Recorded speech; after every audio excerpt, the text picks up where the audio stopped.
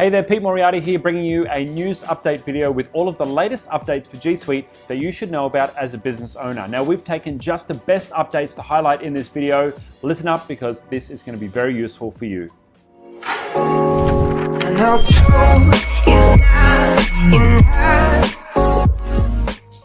Now, a little over a month ago, Google have released their new activity dashboard, and this is a way of you peeking into what activity has been happening in each one of your documents. Now, this is very useful if you're collaborating with team members and you're perhaps been working on a document or a spreadsheet and you want to see if you've shared that with someone else, has that other person actually accessed the document? Have they viewed it? Have they made any changes? Now, what the activity dashboard does is it shows you all of the collaborators on the document and their actual activity on the document as well. Now, how do you get access to it? Well, up in the top right-hand corner of the document, you look for a little icon that looks a bit like the Harry Potter lightning bolt squiggle, and that's going to bring up the menu to show you all of the activity on that doc. Now, unfortunately, there's no way to force everybody to opt into this. Everyone's opted in by default, and they can opt out on a document-by-document basis or opt out of all tracking completely if they wish. There's no way to stop people opting out, #privacy.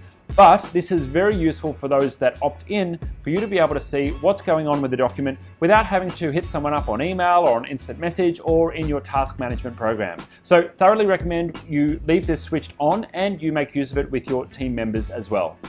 The next big bit of news is Google Classroom, and that has now come to all editions of G Suite. Now, Classroom was a feature that was previously only available to tertiary education, schools, and other higher education organizations. Now, this is how Google brings their power of the magic of G Suite and collaboration into the classroom, and Google have thought up some pretty darn cool tools that teachers now use across many different schools that have Google Classroom and Google for Education rolled out all around the world. Now, what are some of the features of Google Classroom? Well, for starters, you can set up students, and if you're in a business, students might be employees, they might be contractors, they might even be customers. And students can participate in quizzes, be assigned classes, be assigned a teacher or someone who's instructing them, and there's all kinds of ways that they can both be issued and submit work, as well as having the quiz integration with like a marking feature.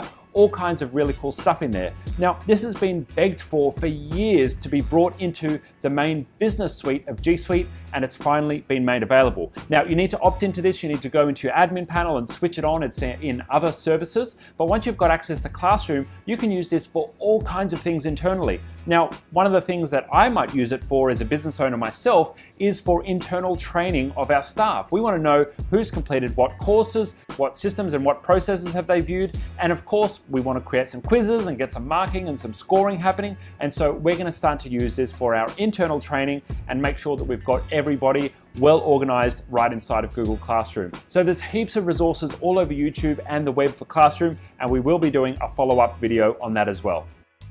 Next, let's talk about Hangouts. Now, Hangouts has had a lot of work done to it in the past couple of years. It's been completely rewritten from the ground up, and it's now Hangouts Meet. And if you haven't given Hangouts Meet a go, well, you really should. It's got some great features like being able to share a Hangout with absolutely anyone just based on a URL. They do have to have a Chrome browser or have the app downloaded if they're joining from a mobile, but they don't have to have a Google account. They can jump straight into a meeting without having to register, just like unlike the old Hangouts rather, and it means that they can join a meeting in high definition very, very easily, and that's great for not only your internal meetings but also sharing with a customer or a client or someone outside your business. Now, two key changes that have just happened to Hangouts Meet that are really exciting. Number one, if you're looking to invite someone to the meeting once you've already started one, well, in the old version of Hangouts, you used to be able to kind of call them using Google+.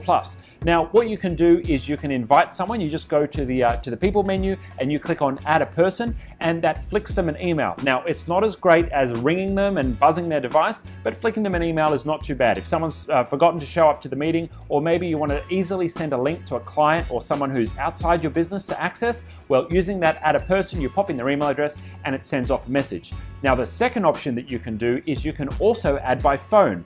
Unfortunately, this feature is US only right now, but if you add by phone, it will actually call their phone and dial them straight into the meeting from there. Now, remember, there's always the option for them to dial in. With every meeting, there is a dial in number, but if you're, for example, in Australia and you want to get access to this feature, you can upgrade to the enterprise version of G Suite and you'll get Australian numbers for people to dial into. Now, those are the first ones. The next feature that's been added to Hangouts Meet is the ability to have more participants on your meeting. This is going to be useful for small businesses especially. You can now have up to 50 people on any Hangout meeting. It was previously limited to 25. If you do need more than 50, you can either use the Google Hangouts Live feature, which was previously Hangouts on Air. You can have like literally 100,000 people on there if you want.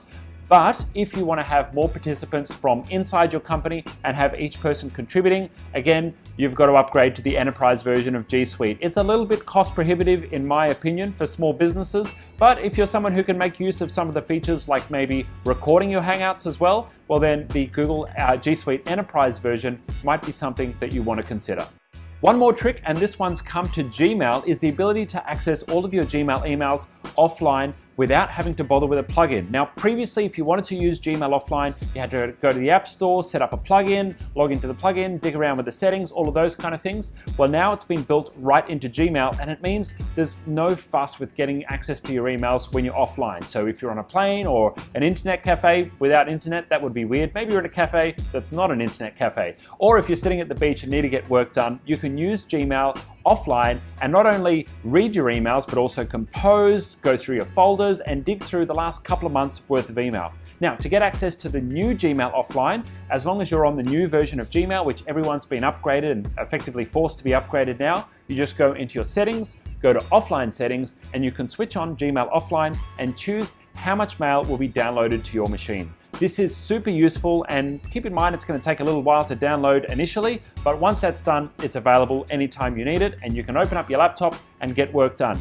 Just remember to make sure that the latest emails have been downloaded before you jump on that 15-hour flight. Now, the final update here is one in the admin panel, and this is about security. Now, I know security is not something that people like to think about until you get hacked, and one of the easiest ways that you can actually up your security if you're a business user of G Suite is to go into your admin panel and switch on forced two-step authentication for all users. What that's going to do is give you an extra line of defense just in case anyone somehow gets access to both your username and your password for G Suite. Now, there's an additional feature that's been added to G Suite, which is a little nice to have, which helps you to make those passwords just that little bit more secure. Now, in the past, you could set some basic password policies like choosing the length, but you couldn't really do much more than that, and Google's added some more enterprisey style features to their Google passwords. Now, not only now can you force everyone to have more complex passwords, but you can also have them set those passwords to expire after a certain amount of time, and you can also see what the complexity of each person's password is within your business. Now, I recommend setting a password expiry for a small business, probably no more frequent than once a year. That's probably going to be okay, especially if you have two-factor authentication switched on. But if you've got that added, then it's going to be a good move to make the password policies just a little bit stricter than welcome123, which is a standard password that many people unfortunately still use. That's a wrap for this month's video, and if you like what you see, remember to give us a thumbs up and drop your comments below. Let us know what your thoughts are, and of course, make sure you subscribe to the channel to get access to our latest notifications when we drop new videos. Now, we'll also have a link below to all of the updates from Google for the past month, all of the ones that we didn't talk about in this video. You may wish to see some of the more advanced ones or some of the ones that are more suitable to larger businesses as well. If you haven't already, you may be interested in joining our community where we have these kind of videos every fortnight, and we have exclusive trainings on all the best features of G Suite, making sure you and all of your staff are up to date on everything Google, of course, and all of the unlimited support from our amazing Google support team that you may need. Anyway, catch you in the next one. Take care.